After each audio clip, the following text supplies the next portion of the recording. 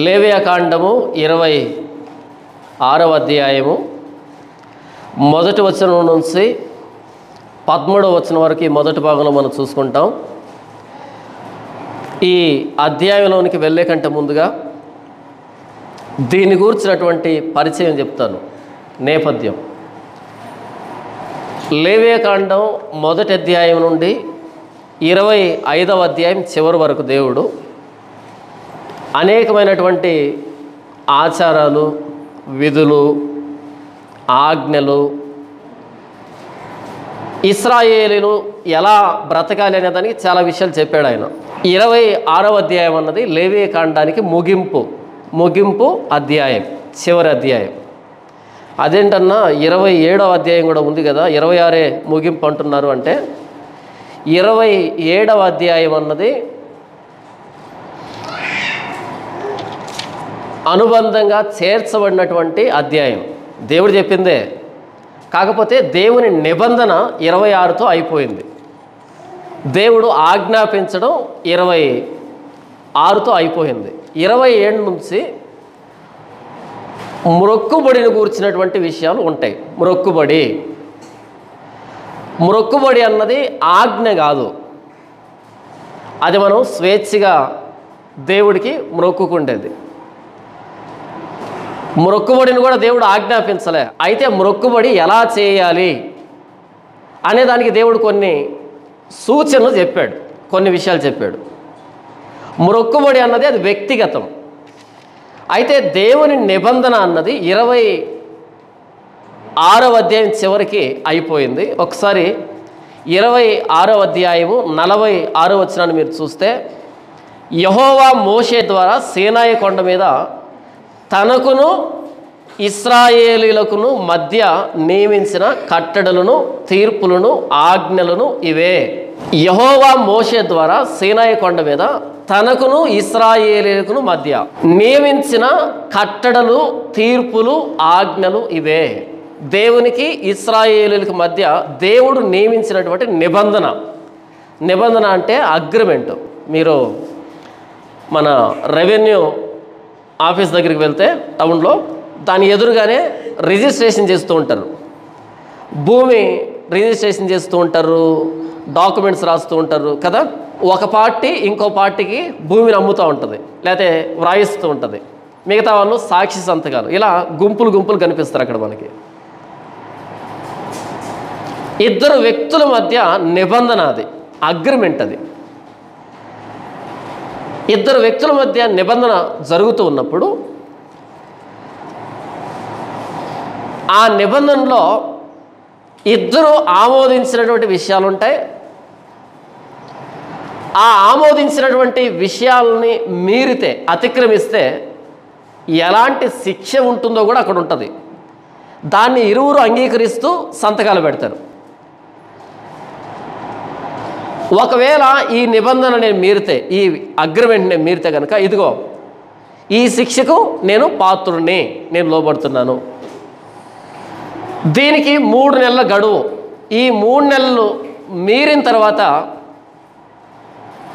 నాకు అసలు వద్దు, వడ్డీ వద్దు, లేకపోతే వడ్డీకి వడ్డీ పడుతుంది. ఇలా రకరకాల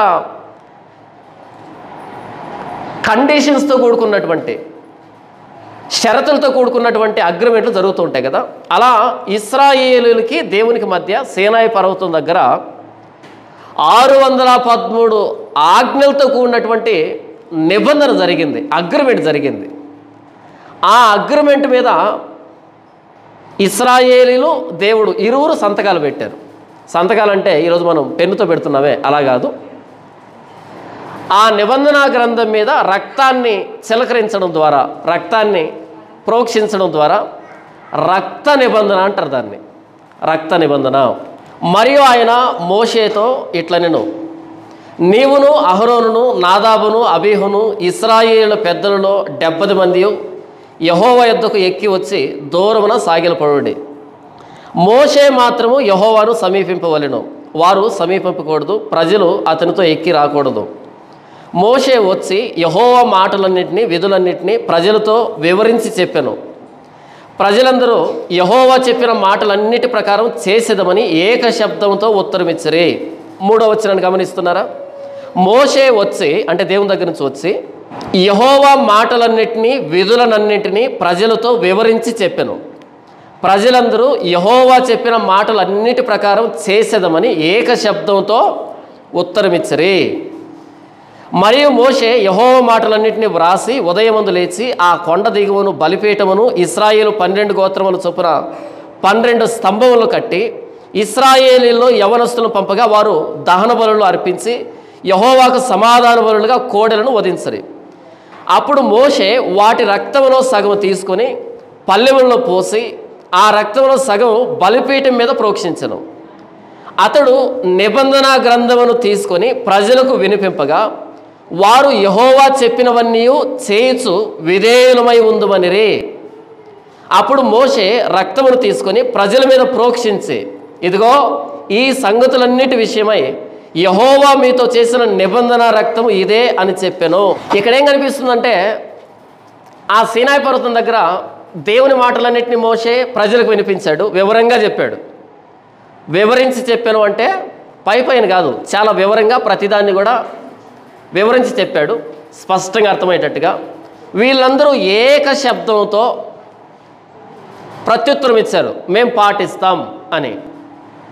అప్పుడు దహన బలులు సమాధాన బలులు అర్పించబడిన తర్వాత ఆ రక్తాన్ని తీసుకొని సగం బలిపీఠం మీద ప్రోక్షించాడు.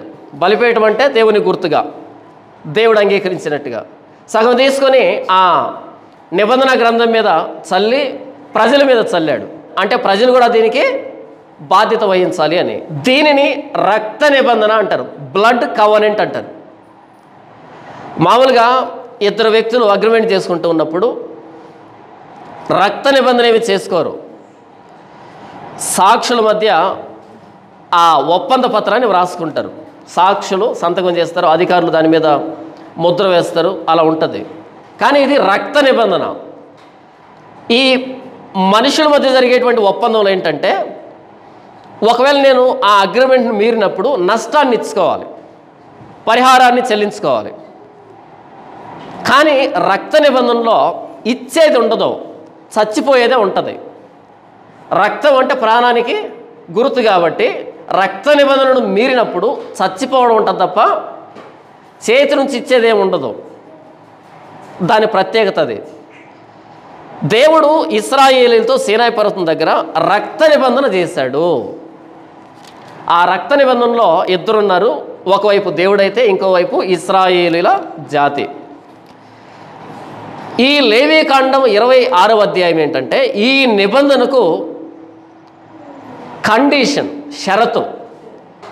ఈ నిబంధన మీరు పాటిస్తే నేనేం చేస్తాను, ఈ నిబంధన మీరు పాటించకపోతే ఏం చేస్తాను అనేదానికి ముగింపు అధ్యాయం లేవీకాండం 26వ అధ్యాయం. ఇదే సందర్భం మనకు ద్వితీయోపదేశకాండం 28వ అధ్యాయంలో కనిపిస్తుంది.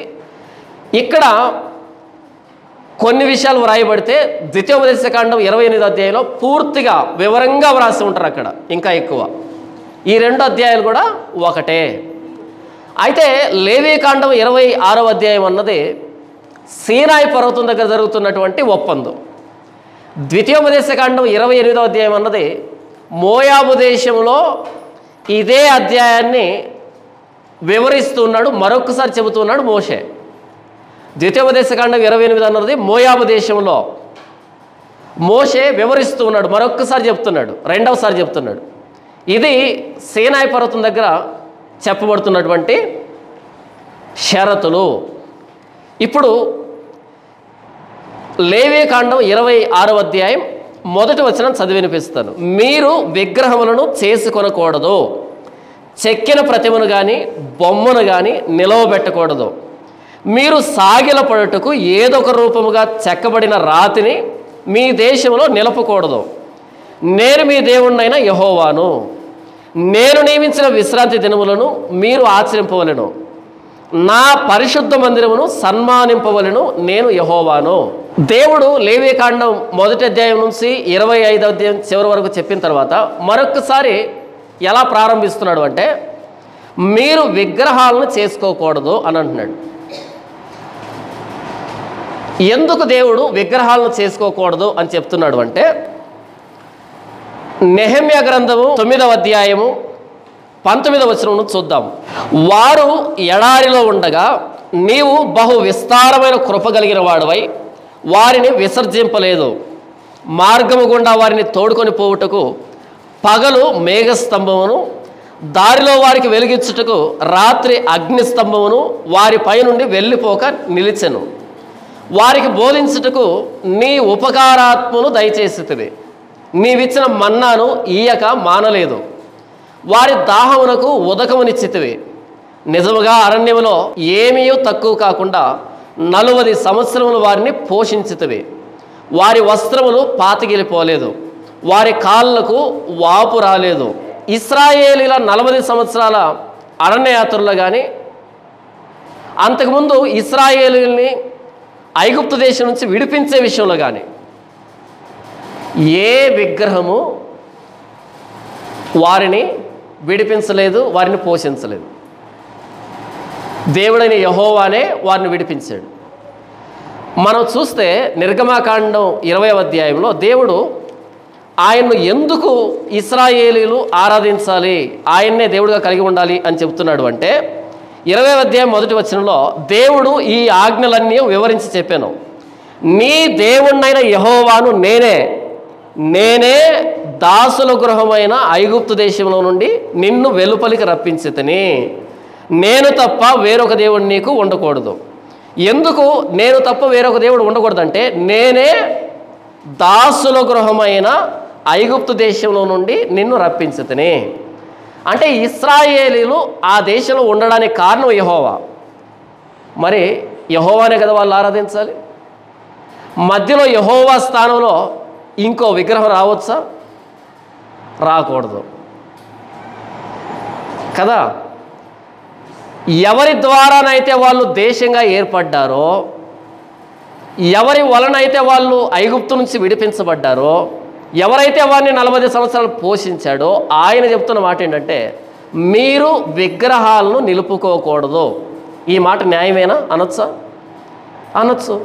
ఎందుకంటే యెహోవాతో పాటు ఇంకా వేరే విగ్రహాలు ఏమైనా వారిని తీసుకుని వచ్చి ఉంటే, అదేంటి ప్రభు అలా అంటావు, అవి కూడా తీసుకుని వచ్చాయి కదా మమ్మల్ని, అవి కూడా మమ్మల్ని విడిపించాయి కదా, పోషించాయి కదా, కాపాడాయి కదా అని అనొచ్చు. కానీ ఈ విమోచన కార్యంలో ఆయన పక్కన ఇంకెవరు లేరు కాబట్టి ఆయన ఆ మాట చెప్పాలి. విమోచించిన ఆయన కాకుండా ఇంకొకరు ఎవరైనా వస్తే అది విగ్రహారాధన. విగ్రహం అంటే దేవుని కంటే ఎక్కువ ప్రాధాన్యత. విగ్రహం అంటే మానవులు చెక్కినటువంటి ప్రతిమే, కానీ అది ఏంటి అంటే దేవుని కంటే ప్రాధాన్యత. దేవుని కంటే ప్రాధాన్యతని విగ్రహం అని పిలిచారు బైబిల్ పండితులు. నా జీవితంలో దేవుని కంటే ఎక్కువ ప్రాధాన్యత ఏమైనా ఉందా? ఉంటే కనుక అది విగ్రహం అవుతుంది. ఉదాహరణకి ఈ మొబైల్ ఫోన్ నేను దేవుడి కంటే ఎక్కువ ప్రేమిస్తున్నాను అనుకో, ఇది నా విగ్రహం అవుతుంది. లేదా నా ఆరోగ్యాన్ని దేవుని కంటే ఎక్కువ నేను ప్రేమిస్తున్నాను అనుకో, నా ఆరోగ్యం నాకు విగ్రహం అవుతుంది. లేదా ధనాన్ని దేవుని కంటే ఎక్కువ నేను ప్రేమిస్తూ ఉంటే ధనం నాకు విగ్రహం అవుతుంది. విగ్రహం అంటే దేవుని కంటే ఎక్కువ ప్రాధాన్యత. దేవుడు అంటున్నాడు, నాకు మించినటువంటి ప్రాధాన్యత ఇంకేది ఉండకూడదు. అది చెక్కిన ప్రతిమ కానీ, లేకపోతే తల్లిదండ్రులు కానీ, పిల్లలు కానీ, కుటుంబం కానీ, ఆస్తి కానీ, ఆరోగ్యం కానీ, అందం కానీ, ఏదైనా సరే. ఎందుకు అంటే మన జీవానికి కారణం దేవుడు. ఆయనకు మించి కాదు, ఆయనకు మించి కాదు. ప్రభువైన యేసుక్రీస్తు వారు ఏమంటారు అంటే, ఎవడైనా నన్ను వెంబడింపగోరిన ఎడల వాడు తన సిలువను ఎత్తుకొని నాకంటే ఎక్కువగా తల్లిదండ్రులు కానీ, అన్నదమ్ములు కానీ, భార్యను కానీ, బిడ్డలు కానీ, ఆస్తులను కానీ, చివరికి తన్ను తానే ఉపేక్షించుకోవాలి. నాకంటే ఎక్కువగా దేన్ని ప్రేమించకూడదు. ప్రేమించకూడదు అని చెప్పటం లే, నాకంటే ఎక్కువగా ప్రేమించకూడదు. చాలామంది అపార్థం చేసుకుంటారు. అదేంటి యేసు ప్రభు తల్లిదండ్రులను ప్రేమించొద్దు అంటున్నాడు. ప్రేమించొద్దు అని చెప్పటం లే, నాకంటే ఎక్కువ ప్రేమించొద్దు అంటున్నాడు. ఎందుకని? నా తల్లిదండ్రులు నా కోసం ప్రాణం పెట్టలే, ప్రాణం పెట్టినా చెల్లదు. అది నా తల్లిదండ్రులు నా కోసం ప్రాణం పెట్టినా చెల్లదు. నా కోసం ప్రాణం పెట్టేది ప్రభువైన యేసుక్రీస్తు వారి శిలువలో. ఎప్పుడైతే ప్రభువైన యేసుక్రీస్తు వారిని ప్రేమిస్తామో మిగిలిన అందరినీ నిజాయితీగా ప్రేమిస్తాం. ఎందుకు యేసు ప్రభు నాకంటే ఎక్కువ ఎవరిని ప్రేమించద్దు అంటున్నాడంటే, మొదట ఆయన్ను ప్రేమిస్తే అందరినీ నిజాయితీగా నిజంగా ప్రేమిస్తాం. మన ప్రేమలు చాలా మట్టుకు కలుషితమై ఉంటాయి. ఎప్పుడైతే ప్రభువైన యేసుక్రీస్తు వారిని ప్రేమిస్తామో ఆయన్ను ప్రేమించిన మనం మిగిలిన వారిని నిజాయితీగా ప్రేమిస్తాం. కలుషితం లేకుండా, మలినాలు లేకుండా స్వచ్ఛమైన ప్రేమను చూపించగలుగుతాం. అందుకన్నాడు యేసు ప్రభు నాకంటే ప్రేమించకండి. ఎప్పుడైతే యేసు ప్రభుకు మించి ప్రేమిస్తామో అది కలుషితమే, ఏదో ఒక స్వార్థం ఉంటుంది. మన కోసం ప్రాణం పెట్టిన ఆయన్ను ప్రేమించకుండా ఆయన్ను మించి ప్రేమిస్తున్నామంటే ఇంకేదో ఉంది. దేవుడు అంటున్నాడు మీరు విగ్రహాన్ని చేసుకోకూడదు అనొచ్చా? దేవుడే అనొచ్చు. ఎందుకంటే 40 సంవత్సరాలు వారిని పోషించింది ఈయనే, విగ్రహాలు కాదు. ఐగుప్తు నుంచి విడిపించింది ఈయనే, విగ్రహాలు కాదు. కాబట్టి విగ్రహారాధన చేయకూడదు, నాకు మించిన ప్రాధాన్యత ఉండకూడదు. రెండవదిగా నేను నియమించిన విశ్రాంతి దినములను మీరు ఆచరించాలి. దేవుడు నియమించిన విశ్రాంతి దినాలు ఉన్నాయి, ఖచ్చితంగా ఆచరించాలి. ప్రతి 7వ దినాన ఏ పని చేయకుండా దేవుని సన్నిధిలో విశ్రాంతి తీసుకోవాలి. విశ్రాంతి అంటే పడుకొని నిద్రపోవడం కాదు, దేవుని స్మరించుకోవాలి, దేవుని సృష్టిని చూసి దేవుని స్తుతించాలి, దేవునితో గడపాలి. దేవునితో గడిపేదాన్ని నిజంగా విశ్రాంతి అంటారు, మన ప్రాణాలకు విశ్రాంతి. మూడవదిగా నా పరిశుద్ధ మందిరమును సన్మానించాలి. నా మందిరంలోకి వచ్చేప్పుడు చాలా పరిశుద్ధంగా ఉండాలి. మందిరానికి వచ్చేటప్పుడు పరిశుద్ధత కలిగి ఉండడమే దేవుణ్ణి సన్మానించడం, గౌరవించడం.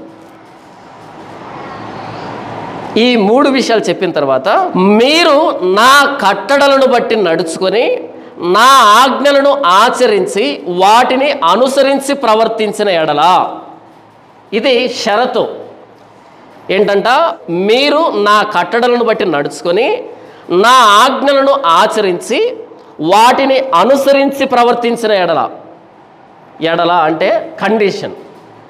మీరు నా ఆజ్ఞల్ని నా కట్టడలను బట్టి నడుచుకుంటే దేవుడు ఏం చేయబోతున్నాడు? నంబర్ 1, 4వ వచనం, మీ వర్షాకాలములలో మీకు వర్షం ఇచ్చేదను, మీ భూమి పంటలనిచ్చును, మీ పొలముల చెట్లు ఫలించును. ఎప్పుడైతే దేవుని మాట వింటారో ఏం జరుగుతుందంట? మీ వర్షాకాలంలో మీకు వర్షం ఇచ్చేదను. పోయిన వర్షాకాలంలో వర్షాలు పడ్డాయా? పడలేదు కదా, అందుకనే ఇదో వర్షాలు పడుతున్నాయి. ఎప్పుడైతే మీరు నా మాట వింటారో మీ వర్షాకాలంలో వర్షం పడుతుంది అని ఎప్పుడు చెప్తాడో తెలుసా? ప్రతిరోజు ఉదయాన్నే మన్నా కురిపిస్తూ చెప్తున్నాడు. ఒకవేళ దేవుడు అరణ్యయాత్రలో మన్నాను ఇవ్వకపోయి ఉంటే దేవుడు ఇస్తాడో ఇవ్వడో అనేటువంటి సందేహం ఉండేది. కానీ ప్రతిరోజు మన్నా కురిపించినాడు, వర్షాకాలంలో వర్షాన్ని ఇవ్వడా? నా చిన్నతనంలో నేను ఏమనుకునేవాడిని అంటే, మా జేజినాయన ఉండేవాడు, మా నాన్న చేతిలో కానీ మా జేజినాయన చేతిలో కానీ ఎప్పుడు కూడా గంటల పంచాంగం అని ఒకటి ఉండేది. తెలుసా మీకు? గంటల పంచాంగం అని అంత పుస్తకం ప్రతి సంవత్సరం రిలీజ్ చేస్తారు. అంటే గంటకు ఏం జరుగుతుంది, ఏ గంటలో రాహుకాలం ఉంది, ఏ గంటలో అమృత గడియలు ఉన్నాయి, రాహుకాలం అంట, యమగండం అంట, ఏంటంటే విచిత్రమైన అవి ఉంటాయన్నమాట.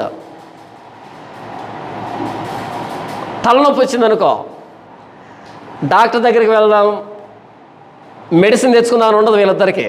వెంటనే గంటల పంచాంగం ఓపెన్ చేసి, ఎందుకు నాకు తలనొప్పి వస్తుంది, నా గ్రహాలు సరిగ్గా లేవు ఏంటంట, ఈయన తిథిని నక్షత్రాన్ని ఇవన్నీ చూస్తారు కదా. ఒక పెన్ను తీసుకొని పేపర్ మీద రకరకాల చతురస్రాకార ముగ్గులు వేసేవాడు మా నాన్న అయితే. ఈ గ్రహం సరిగ్గా లేదు కాబట్టి ఏం చేయాలి, ఒక బాపనాయన దగ్గరికి వెళ్ళి శాంతి చేయించాలి.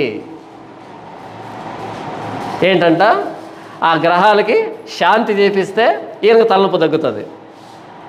లేకపోతే ఎన్ని మెడిసిన్లు అయినవ్వండి వేసుకుంటారు, మరలా తలనొప్పి అంటూ ఉంటారు. వీళ్ళ మెడిసిన్ ఏంటంటే అక్కడికి వెళ్ళి శాంతి జరిపించాలి. అక్కడికి వెళ్తే ఆయన నవధాన్యాలు రకరకాలు రాస్తాడనమాట. రూపాయితో పోయేటువంటి మెడిసిన్ దగ్గర అప్పట్లో 200 ఖర్చు పెట్టేవాళ్ళు, మా నాన్న కానీ మా జేజీని కానీ. ఆ గంటల పంచాంగంలో ఈరోజు ఫలానా కార్తె వస్తుంది, ఈరోజు వర్షం పడుతుంది. విన్నారా మీరు ఎప్పుడైనా? కార్తె, ఈరోజు ఫలానా కార్తె వర్షం పడుతుంది, ఇలా చెప్పేవాళ్ళు అనమాట. నేను అనుకునేవాడిని వాళ్ళు చెప్పినట్టుగానే పడేది అది. నేను అనుకునేవాడిని, అరే ఈ పుస్తకంలో ఎంత మహత్యం ఉంది, వీళ్ళు చెప్పారో లేదో ఇక్కడ రాసిన దాన్ని బట్టి వర్షం పడుతుందని. ఇక్కడ రాసిన దాన్ని బట్టి వర్షం పడటంలే, ఇప్పుడు తెలిసింది నాకు. అది పడేదాన్ని బట్టి దీన్ని రాసుకున్నారని. ఇక్కడ రాశారు కాబట్టి పడకపోతే బాగుండదని పట్టంలే, అది ప్రతి సంవత్సరం ఈ సమయంలో పడుతుందని ఇక్కడ రాసుకున్నారు వాళ్ళు. నేనేమనుకునేవాడిని, ఇక్కడ రాశారు కాబట్టి ఎంత ఖచ్చితంగా రాశారు చూడు, ఇక్కడ రాశారు కాబట్టి పడుతుంది అనుకున్నాను చిన్నతనంలో. ఇప్పుడు అర్థమవుతుంది. దేవుడు అంటున్నాడు, మీరు నా కట్టడలను బట్టి నడుచుకొని నా ఆజ్ఞలను ఆచరించి వాటిని అనుసరిస్తే మీ వర్షాకాలంలో మీకు వర్షం ఇచ్చేదను. వర్షం అనేది దేవుని దీవెన. వర్షం అనేది దేవుని దీవెన. అలా వర్షం వచ్చినప్పుడు ఏం జరుగుతుందంటే మీ భూమి పంటలను ఇస్తుంది, మీ పొలముల చెట్లు ఫలిస్తాయి. అంటే పంట పండడం, చెట్లకి ఫలాలు రావడం దేవుని దీవెన. దేవుని దీవెనే. మనం ఏమనుకుంటున్నాం, మనం వేసినటువంటి ఎరువులు, మనం కట్టినటువంటి నీళ్ళు, మనం దాన్ని సాగు చేసిన విధానము, మనం ఆ విత్తనాలు కొన్నటువంటి అంగడి, ఆ కంపెనీ, ఇవనుకుంటున్నాం కదా. నేను మీకు వర్షాన్ని ఇస్తాను. ఎప్పుడు ఇస్తాను? మీ వర్షాకాలంలో వర్షాన్ని ఇస్తాను. వర్షం ఎప్పుడు పడాలి? ఎండాకాలంలో కాదు, వర్షాకాలంలో పడాలి. ఏ సమయంలో వర్షాలు పడితే అప్పుడు పంట పెడితే వర్షాలు ఆగిపోయేటప్పటికీ పంట చేతికి వస్తుంది. కొంచెం అటు ఇటుగా పడ్డాయనుకో వర్షాలు, ఒక్క వారం తేడాతో పడ్డాయనుకోండి, పంటలో మార్పు వచ్చేస్తుంది, పంట పండదు. చెట్లు ఎప్పుడు నీళ్ళు పోస్తే ఎప్పుడు ఫలించవు. చెట్లు 3 రకాలు ఉంటాయి. కొన్ని చెట్లకి రాత్రికాల సమయం తక్కువ ఉండాలి, కొన్ని చెట్లకి రాత్రికాల సమయం ఎక్కువ ఉండాలి, కొన్ని చెట్లకి రాత్రి పగలు తేడా లేకుండా పండుతాయి. ఈ వర్షంలో కనుక మార్పు వస్తే రాత్రికాల సమయం ఎక్కువ కావచ్చు లేదా తక్కువ కావచ్చు. ఒక్క వారం తేడా వచ్చినా సరే పంటలో మార్పు వచ్చేస్తుంది. ఇది రైతులు బాగా తెలిసిన విషయం. నా మాట మీరు వింటే మీ వర్షాకాలంలో వర్షం కురుస్తుంది. అంటే మీ పంట మీ చేతికి వస్తుంది, ధాన్యం ఎంత కావాలో అంత వస్తుంది, మీ చెట్లు ఫలిస్తాయి. అంతెందుకు, ఇది మామిడికాయల సీజన్ కదా. ఈ సంవత్సరం మామిడికాయలు కాయలే, అక్కడక్కడ కాసినవి ఇక 2 వారాలు చెట్టు మీద ఉంటాయి. ఎందుకని? పైన మేఘాలు ఆడుతున్నాయి కదా, ఆ వర్షం కూడా వాటిని కిందికి దించేదానికే పడుతుంది కదా. మామిడి చెట్టు మీద ఉన్న కాయలన్నీ రాలిన తర్వాత మళ్ళీ వర్షం ఉండదు. అంటే వర్షం గురి ఏంటంటే ఇప్పుడు చెట్టు మీద ఉన్న కాయని కిందికి దింపాలా. ఎందుకని? మన నెత్తి మీద ఉన్న కన్ను కిందికి దిగాలి కాబట్టి. మీ వర్షాకాలంలో మీకు వర్షం ఇచ్చేదను, మీ భూమి పంటలను ఇచ్చును, మీ పొలముల చెట్లు ఫలించును. వర్షాకాలంలో పడాల్సిన వర్షం ఎందుకది అదును దాటుతుంది? ఎందుకది కాలాన్ని మీరి వర్షం పడుతుంది? అకాల వర్షాలు ఎందుకు పడుతున్నాయి? ఎందుకంటే మీరు నా ఆజ్ఞల్ని, నా కట్టడలను బట్టి నడుచుకోవటం లేదు. 5వ వచనం, మీ ద్రాక్ష పండ్ల కాలం వరకు మీ నూర్పు సాగుచుండును, మీరు తృప్తిగా భుజించి మీ దేశంలో నిర్భయముగా నివసించెదరు. 4వ వచనంలో వర్షం అన్నాడు, భూమి పంట అన్నాడు, చెట్లు ఫలాలు అన్నాడు. 5వ వచనంలో మీ ద్రాక్ష పండ్ల కాలం వరకు మీ నూర్పు సాగుచుండును. అంటే కళ్ళం అయిపోదు, కళ్ళం చేస్తూనే ఉంటారు ఆ ద్రాక్ష పండ్లు వచ్చేంత వరకు. అంటే సమృద్ధి. తర్వాత మీరు తృప్తిగా భుజించి, ఎలా భుజించి? అరకడుపు కాదంట, తృప్తిగా భుజించి మీ దేశంలో నిర్భయంగా నివసించెదరు. కడుపు నిండా తినడం అంటే దేవుని దయ. కొంతమంది 2 పూటలు తింటారు పాపం, కొంతమంది 1 పూట తింటారు, కొంతమంది ఒక రోజు తింటే ఇంకో రోజు ఉండదు. మీరు తృప్తిగా తింటారు. తృప్తిగా తినడం అన్నది దేవుని దయ.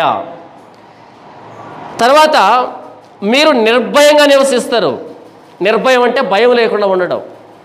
ఎవరికి భయపడాల్సిన అక్కర్లే. అది తెగులు కానీ, అది శత్రువు కానీ, అది జంతువు కానీ, దేనికి భయపడాల్సిన అక్కర్లే. 6వ వచనం, ఆ దేశంలో నేను మీకు క్షేమము కలుగజేసేదను. క్షేమం అన్నది దేవుని దీవెన. మీరు పండుకొనున్నప్పుడు ఎవడునూ మిమ్మును భయపెట్టడు. ఆ దేశంలో దుష్ట మృగములు లేకుండా చేసేదను. మీ దేశంలోనికి ఖడ్గము రాదు. ఆ దేశంలో దుష్ట మృగాలు లేకుండా చేస్తాను. అంటే మృగాలు ఎక్కువై మన మందలను చీల్చడం కానీ, మృగాలు ఎక్కువై మనల్ని చంపడం కానీ, మృగాలు ఎక్కువై మన పంటను దోచుకోవడం కానీ, ఇది దేవుని దీవెన కాదంట. అవి లేకుండా చేస్తాడంట. ఎవడు మిమ్మల్ని భయపెట్టడు. మీ దేశంలోనికి ఖడ్గము రాదు. ఎప్పుడు ఇది? మీరు నా ఆజ్ఞల్ని, నా కట్టడలను బట్టి నడిస్తే. 7వ వచనం, మీరు మీ శత్రువులను తరిమెదరు, వారు మీ ఎదుట ఖడ్గము చేత పడెదరు. మీలో 5గురు 100 మందిని తరుముదురు, 100 మంది 10,000 మందిని తరుముదురు. మీ శత్రువులు మీ ఎదుట ఖడ్గం చేత కూలుదురు. మీరు 5 మంది 100 మందిని తరుగుతారు. అంటే మిమ్మల్ని చూస్తే వాళ్ళకు భయం పుట్టిస్తా, వణుకు పుట్టిస్తా. 100 మంది 10,000 మందిని తరుగుతారు. మీ శత్రువులు మీ ఎదుట ఖడ్గం చేత కూలుదురు. ఏలైనగా నేను మిమ్మల్ని కటాక్షించి మీకు సంతానమునిచ్చి, సంతానం అనేది దేవుని దీవెన. నేను మిమ్మల్ని కటాక్షించి మీకు సంతానం ఇచ్చి మిమ్మల్ని విస్తరింపజేసి మీతో నేను చేసిన నిబంధనను స్థాపించెదను. మీరు చాలా కాలము నిలువై ఉన్న పాతగిలిన ధాన్యమును తినెదరు. చూడండి, దేవుడు చెప్తున్నాడు, మీరు చాలా కాలము నిలువై ఉన్న పాతగిలిన ధాన్యమును తినెదరు. కొత్త ధాన్యం వస్తూనే ఉంటుంది, కానీ పాతది అయిపోదు. ఎంత సమృద్ధి కదా! కొత్తది వస్తూనే ఉంటుంది, పాతది అయిపోదు. ఇప్పుడు పరిస్థితి ఎలాగుందంటే, పొలాన్ని కొయ్యడం, 2 రోజులు కల్లం చేయడం, 3వ రోజు మధ్యాహ్నం అక్కడే అమ్మేసుకోవడం, ఆ పాత ఖాళీ గోని సంచులను సంఖలో పెట్టుకొని ఇంటికి రావడం. పాత రోజుల్లో గరిసెలో తెచ్చిపోసుకునేవాళ్ళు. గరిసెల్లోనూ, కాగుల్లోనూ, కొండల్లోనూ మెత్తేసుకునేవాళ్ళు కదా, దాచిపెట్టుకునేవాళ్ళు. ఇప్పుడు దాచిపెట్టుకునేది ఏమీ లేదు, అక్కడక్కడే అమ్మేసి, ఎందుకంటే అంత ధాన్యం వస్తుంది. మరి అది కూడా పోతే కష్టమని అక్కడే అమ్మేసుకొని ఉత్త చేతులతో ఇంటికి రావడం. ఉదాహరణకి శనక్కాయ వేశారనుకోండి, కనీసం 2 రోజులు ఉడకబెట్టుకొని తిందామని ఒక తట్టడు కాయలు కూడా తెచ్చుకునే పరిస్థితి లేదు, అక్కడే అమ్మేసి రావడం. ఇక్కడ అన్నాడు, మీరు చాలా కాలము నిలువై ఉన్న పాతగిలిన ధాన్యం తింటారు, క్రొత్తది వచ్చినను పాతది మిగిలి ఉండును. ఎంత సమృద్ధి! ధాన్యం అయిపోతుంది అనేది లేదు, ఇంకా అయిపోవట్లేదంటే కొత్త దాన్ని తిందామంటే. కొత్తది వచ్చినా సరే పాతది అలాగే మిగిలి ఉంటుందంట. 11వ వచనం చూడండి, ఇంతవరకు చెప్పిన ప్రతిదీ కూడా ఆశీర్వాదమే, దీవెనే కదా. వీటన్నింటికి మించిన దీవెన ఏంటంటే 11వ వచనం, నా మందిరమును మీ మధ్య ఉంచెదను, మీ యందు నా మనసు అసహ్యపడదు, నేను మీ మధ్య నడిచెదను, మీకు దేవుణ్ణై ఉందును, మీరు నాకు ప్రజలై ఉందురు. ఆలోచిస్తున్నారా? మొదట వర్షం అన్నాడు, తర్వాత పంట అన్నాడు, తర్వాత ఫలాలు అన్నాడు, తర్వాత నూర్పు అన్నాడు, తర్వాత నిర్భయంగా ఉంటారన్నారు, తర్వాత క్షేమం అన్నాడు, తర్వాత భయపడరు అన్నాడు, తర్వాత దుష్టమృగాలు లేకుండా చేస్తా అన్నాడు, తర్వాత ఖడ్గం రాదన్నాడు, తర్వాత మీ శత్రువుల్ని 5 మంది 100 మందిని తరుముతారు అని అన్నాడు, తర్వాత మీకు సంతానాన్ని ఇస్తా అన్నాడు, 9వ వచనంలో విస్తరింపజేస్తా అన్నాడు. 10వ వచనంలో పాత ధాన్యం ఇంకా మిగిలే ఉంటుంది, కొత్తది వచ్చినా సరే అన్నాడు. ఇప్పుడు 11వ వచనంలో అంటున్నాడు, నా మందిరమును మీ మధ్య ఉంచెదను. ఇప్పుడు చెప్పండి, ఆ 4వ వచనం నుంచి 10వ వచనం వరకు చెప్పినవన్నీ ఒక ఎత్తు అయితే 11వ వచనంలో చెప్తున్నది ఒక ఎత్తు. నా మందిరాన్ని మీ మధ్య ఉంచుతాను. ఏంటంట? నా మందిరాన్ని మీ మధ్య ఉంచుతాను. మీకు అర్థమయ్యేటువంటి భాషలో చెప్తాను. ప్రధాన యాజకుడైనటువంటి ఏలీకి 2 కుమారులు. ఒక ఆయన పేరు హోఫ్ని, ఫీనెహాసు. సమూయేలు మొదటి గ్రంథం ఉంది కదా, ఆయన ప్రధాన యాజకుడు ప్లస్ న్యాయాధిపతి ఏలీ. ఆయనకి 2 కుమారులు హోఫ్ని, ఫీనెహాసులు. ముగ్గురు మంచోళ్ళు కాదు. నాన్న మంచోడు కాదు, కొడుకులు మంచోళ్ళు కాదు. నాన్న ఆ వచ్చేటువంటి బలి పశువుల మాంసాన్ని తిని తిని తిని ఊబకాయం వచ్చేసింది, బాగా లావుకుంటాడు ఆయన. అంటే ఈయనకు దేవుని ధర్మశాస్త్రాన్ని బట్టి ఇశ్రాయేలుని ఎలా నడిపించాలి అనేదానికంటే కూడా ఎవరెవరు వస్తారు, దేన్ని తీసుకొని వస్తారు, దేన్ని ఎలా వండాలి, పాపం దీని మీద మంచి ధ్యాస ఆయనకి. ప్రత్యేకంగా వ్రాయించాడు. స్థూలకాయుడు అని ఎందుకు రాయించాడు అంటే బాగా లావు, సైజు. దేవుడు సైజుని ఎందుకు రాయిస్తున్నాడు? తర్వాత మనం చూస్తే ఆ బలి పశువు మాంసం ఉడకబెడుతున్నప్పుడు మధ్యలో వెళ్ళి, మేము ఉడకబెట్టింది తీసుకో, మాకు పచ్చిదే కావాలా. ఎక్కడి నుంచి నేర్చుకున్నారు మన వాళ్ళు? నాన్న దగ్గర నుంచే నేర్చుకుంటారు. నాయన ఉడకబెట్టిన తర్వాత టేస్ట్ అంతా పోతుంది, మనం పచ్చిదిగా తీసుకొని మనకి ఇష్టం వచ్చిన వెరైటీలో చేసుకోవచ్చు. బహుశా నాన్నను చూసే నేర్చుకుంటారు కదా.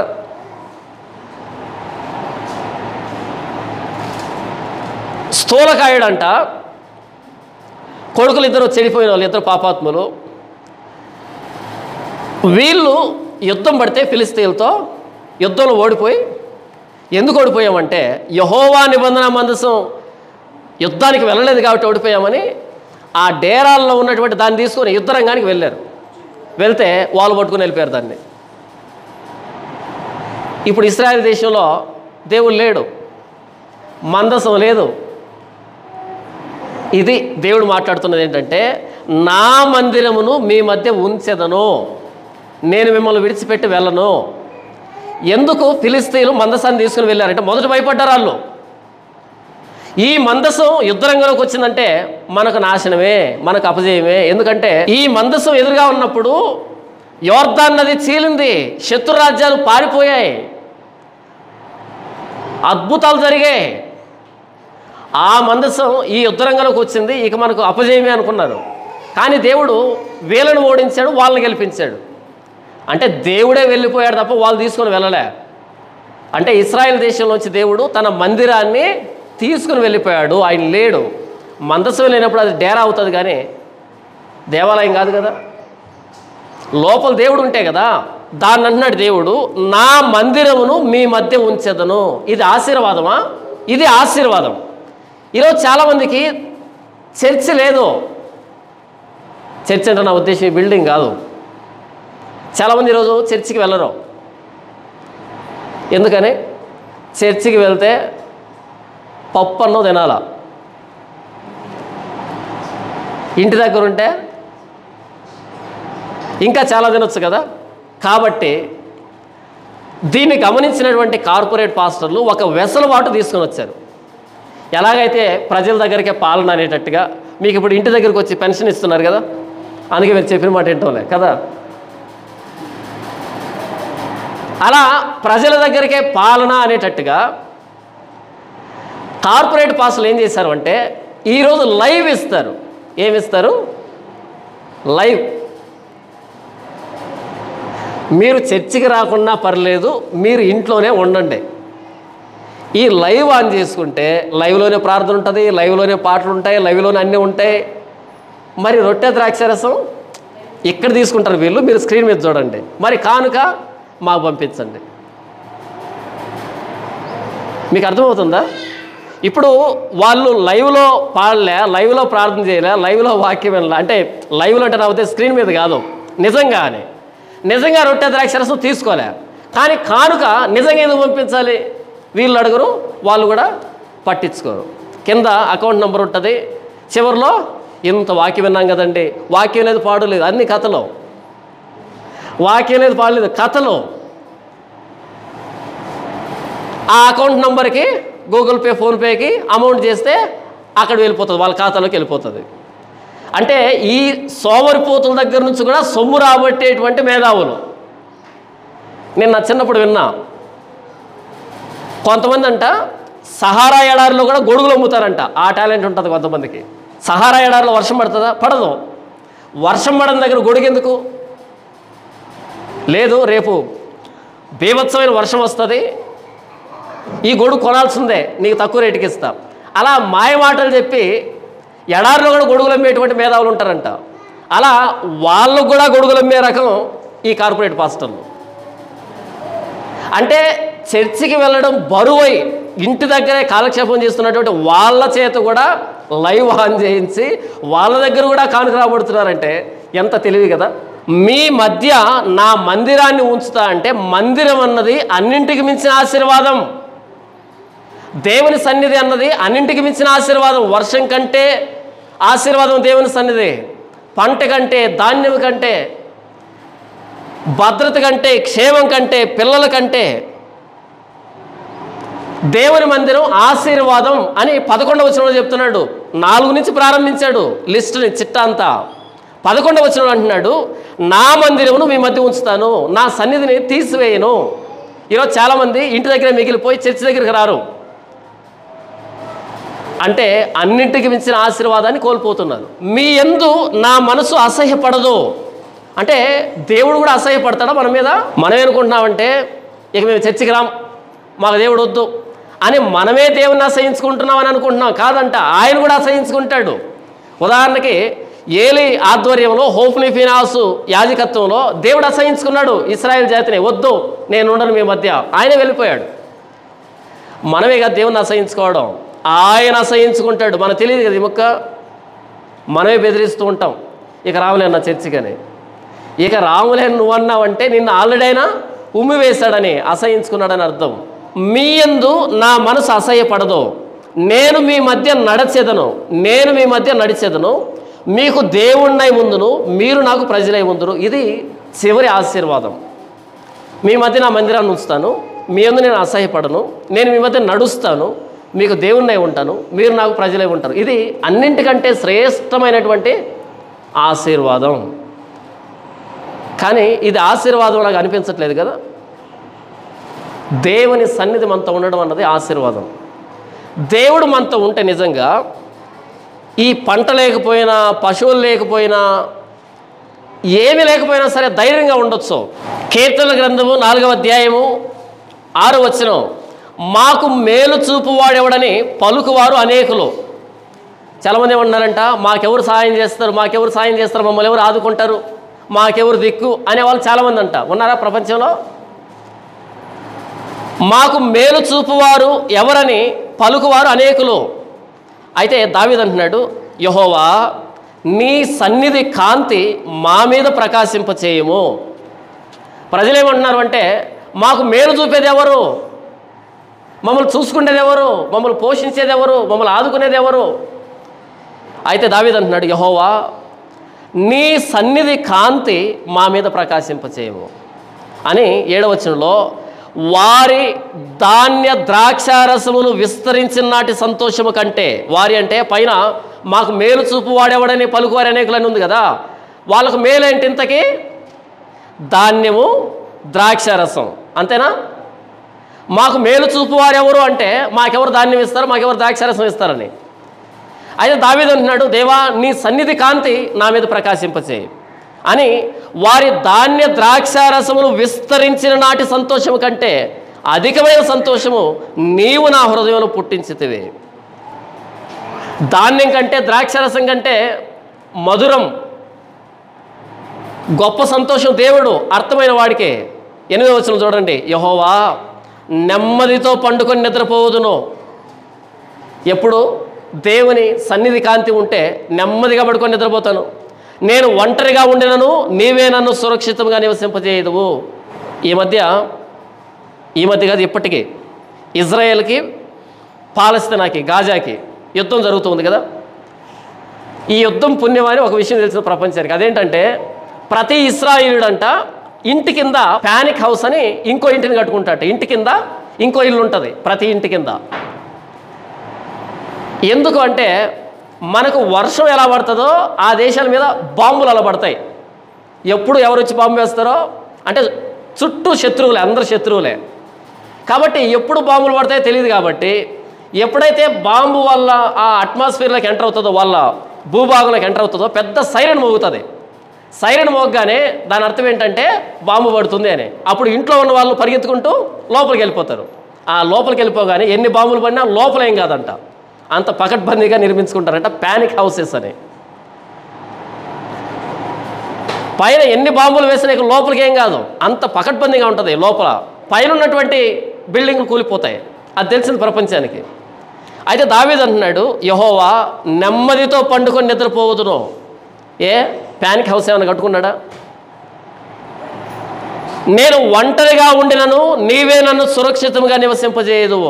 దేవుడు ఉంటే అన్నీ ఉన్నట్టు, దేవుడు ఉంటే అన్నీ ఉన్నట్టు. దేవుడు లేకపోతే ఏమి ఉన్నా వృధానే. ఈ ముక్క మనకు అర్థం కాదు. హబక్కుకు గ్రంథము 3వ అధ్యాయము 17వ వచనం, అంజూరపు చెట్లు పూయకుండినను, ద్రాక్ష చెట్లు ఫలింపకపోయినను, ఒలివ చెట్లు కాపు లేక ఉండినను, చేనిలోని పైరు పంటకు రాకపోయినను, గొర్రెలు దొడ్డిలో లేకపోయినను, శాలలో పశువులు లేకపోయినను, నేను యెహోవా యందు ఆనందించేదను, నా రక్షణకర్త అయిన నా దేవుని యందు నేను సంతోషించేదను. ఇక్కడ ప్రవక్త అంటున్నాడు, అంజూరపు చెట్లు పూయకున్నా సరే, ద్రాక్ష చెట్లు ఫలింపకపోయినా సరే, ఒలివ చెట్లు కాపు లేకపోయినా, చేనులోని పైరు పంటకు రాకపోయినా, గొర్రెలు దొడ్డిలో లేకపోయినా, శాలలో పశువులు లేకపోయినా, నేను యెహోవా యందు ఆనందించేదను. అంటే ఆ పైన చెప్పినటువంటి లిస్ట్ ఉంది కదా, అదే లేవీకాండం 26వ అధ్యాయం 4 నుంచి 10 వరకు చెప్పబడింది. పంటని, పశువులని, ధాన్యమని ఇదే చెప్పబడింది. ఇవన్నీ ఎప్పుడు వస్తాయి? వర్షం పడినప్పుడు పంట వస్తుంది కదా. అయితే 11వ వచనం ఏం చెప్పాడు? నా మందిరాన్ని మీ మధ్య ఉంచుతా అన్నాడు కదా. ఇక్కడ చివరిలో హబక్కుకు అంటున్నాడు, నేను యెహోవా యందు ఆనందిస్తా. ఎవరైతే నిజంగా యెహోవా యందు ఆనందిస్తారో వాళ్ళకి ఈ భూ సంబంధమైన అవసరాలు తీరకపోయినా సరే ఆనందం ఉంటుంది. కడుపు నిండా తిన్నప్పుడు మనకు సంతోషం అనిపిస్తుంది, ఆనందం వస్తుంది. ఇది భౌతికమైన ఆనందం. కానీ దేవుడు ఉన్నాడు అనుకో జీవితంలో, ఆ సంతోషం వేరేగా ఉంటుంది. మరి దేవుడు ఉండి ఇవన్నీ లేకుండా ఉంటాయా? ఆహా, దేవుడు ఉన్నప్పుడు ఇవి ఉంటాయి. దేవుడు ఉంటే ఆయనతో పాటు ఇవన్నీ ఉంటాయి. మనకు కావాల్సినది దేవుడు, దేవుని సన్నిధి.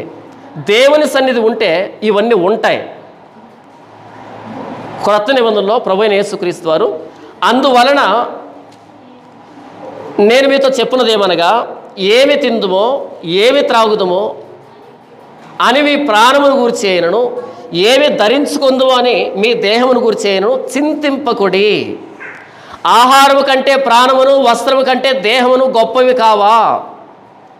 ఆకాశ పక్షులను చూడుడి, అవి విత్తవు, కోయవు, కొట్లలో కూర్చుకొనవు, అయినను మీ పరలోకపు తండ్రి వాటిని పోషించుచున్నాడు. మీరు వాటికంటే బహుశ్రేష్ఠులు కారా? మీలో ఎవడు చింతించటం వలన తన ఎత్తు మోరడెక్కువ చేసుకొనగలడు? వస్త్రములను గురించి మీరు చింతింపనేలా? అడవి పువ్వులు ఎలాగ ఎదుగుచున్నవో ఆలోచించుడే. అవి కష్టపడవు, వడకవు. ఆయనను తన సమస్త వైభవంతో కూడిన సొలొమోను సహితము వీటిలో ఒకదాని వలనైనను అలంకరింపబడలేదు. నేడుండి రేపు పోయిలో వేయబడు అడవి గడ్డిని దేవుడు ఎలాగో అలంకరించిన ఎడల అల్ప విశ్వాసులారా, మీకు మరి నిశ్చయముగా వస్త్రములు ధరింపజేయను కదా. కాబట్టి ఏమి తిందుమో, ఏమి త్రాగుదుమో, ఏమి ధరించుకుందుమో అని చింతింపకుడే. అన్ని జనులు వీటన్నిటి విషయమై విచారింతురు. ఇవన్నీ మీకు కావాలనని మీ పరలోకపు తండ్రికి తెలియను. కాబట్టి మీరు ఆయన రాజ్యమును, ఆయన నీతిని మొదట వెదుకుడి, అప్పుడు అవన్నీ మీకు అనుగ్రహింపబడును. యేసుప్రభు చాలా స్పష్టంగా చెప్తున్నాడు, ఏమి తిందుమో, ఏమి త్రాగుదుమో, ఏమి ధరించుకుందామని చింతించకండి. ఈరోజు మన చింత దేనికి? ఏం తినాలి, ఏం త్రాగాలి, ఏం ధరించుకోవాలి అంటే కనీస అవసరాల కోసమే మన చింత కదా. యేసుప్రభు అంటున్నాడు 32వ వచనం, ఇవన్నీ మీకు కావాలనని మీ పరలోకపు తండ్రికి తెలియను. ఇవన్నీ మనకు కావాలని మన పరలోకపు తండ్రికి తెలుసు. మరి తెలిస్తే ఎందుకు ఇవ్వడు ఆయన? ఎవరైనా దారి పక్కన అడుక్కుంటున్నారనుకో, వాళ్ళని చూడగానే జాలి అనిపిస్తుంది కదా, బాధ అనిపిస్తుంది కదా. మరి దేవుడికి బాధ అనిపించట్లేదా? మరి దేవుడికి కనికరం అనిపించట్లేదా? ఆ మధ్య ఒక ప్రాంతానికి వెళ్ళాను, ఎర్రటి ఎండ, అలా వెహికల్ దిగాను, చల్లగా లోపల నుంచి బయటకు వచ్చాను. మలమల మాడుతుంది, ఎక్కడ పరిగెత్తాలో అర్థం కావడంలే. అలాంత దూరంలో వచ్చి ఎత్తుంటే పరిగెత్తుకుంటూ వెళ్ళాను. ఆ పరిగెత్తే క్రమంలో చూస్తే ఆ ఎండలో ఒక ఆవిడ అడుక్కుంటా ఉంది. నేను అలా దిగి పరిగెత్తుకుంటూ ఒక చెట్టు దగ్గరికి వెళ్ళడానికి నానా ఇబ్బందులు పడుతూ ఉంటే, కానీ ఆవిడ ఉదయం నుంచి అడుక్కుంటూ ఉంది ఆ ఎండలో.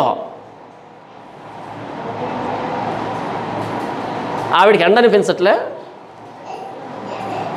అడుక్కోకపోతే తిండి లేదు. మరి వాళ్ళని చూసినప్పుడు మనకే దయా, జాలి, కరుణ అనిపిస్తున్నాయా? దేవుడు కూడా అనిపిస్తుందా? ఇవన్నీ మీకు కావాలని మీ పరలోకపు తండ్రికి తెలుసు. మరి తెలిస్తే ఎందుకు ఇవ్వడు? అప్పుడప్పుడు మనకి ఎక్కువైతే, మనకు తినగా మిగిలితే ఎవరైనా వచ్చినప్పుడు వాళ్ళ పెడతాం అడుక్కునే వాళ్ళకి.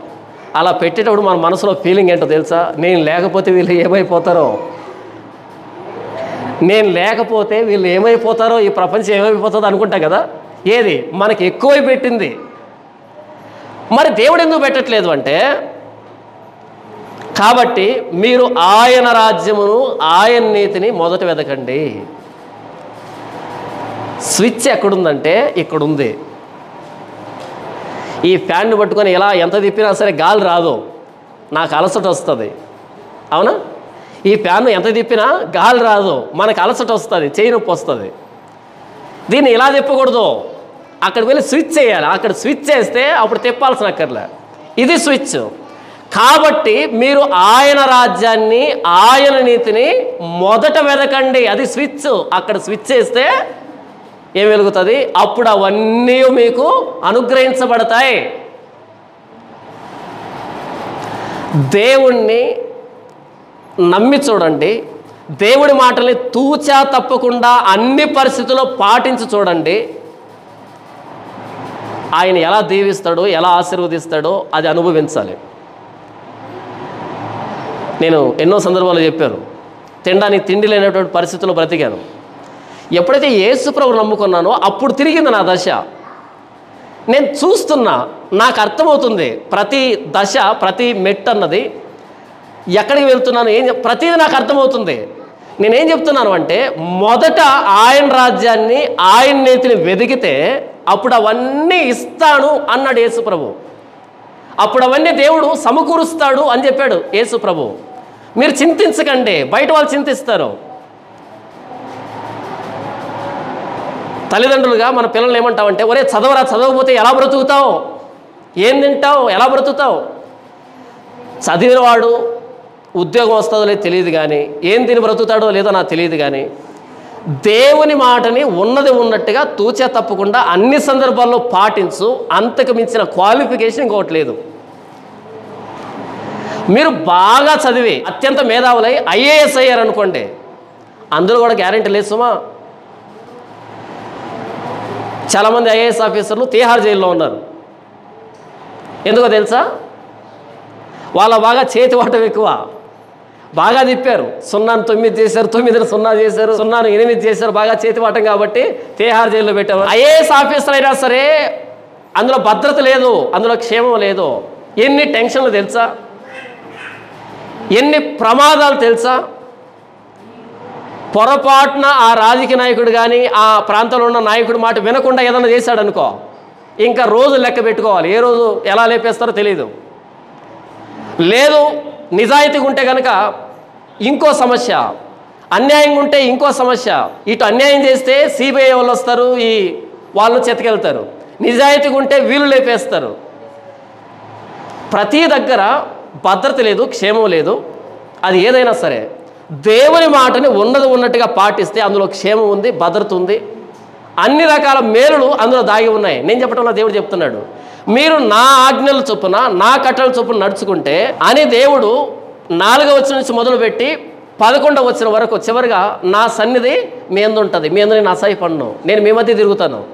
దేవుడు మన మధ్య తిరగడం అంటే మామూలు విషయం అనుకుంటారు. యేసుప్రభు అంటున్నాడు, మీరు అన్ని జనులు చింతించినట్టుగా చింతించకండి, మన పిల్లల విషయంలో కానీ మన కుటుంబ విషయంలో కానీ. ఏం చేసి బ్రతుకుతావు, ఏం తిని బ్రతుకుతావు అని అనకండి. ఆ తిండిని ఇస్తున్నటువంటి దేవుని యందు భయభక్తులు నేర్పించండి. అంతకు మించిన క్వాలిఫికేషన్ లేదు. నేను చదువుకున్నటువంటి సర్టిఫికెట్లు ఇప్పటికీ నేను తీసుకోలే.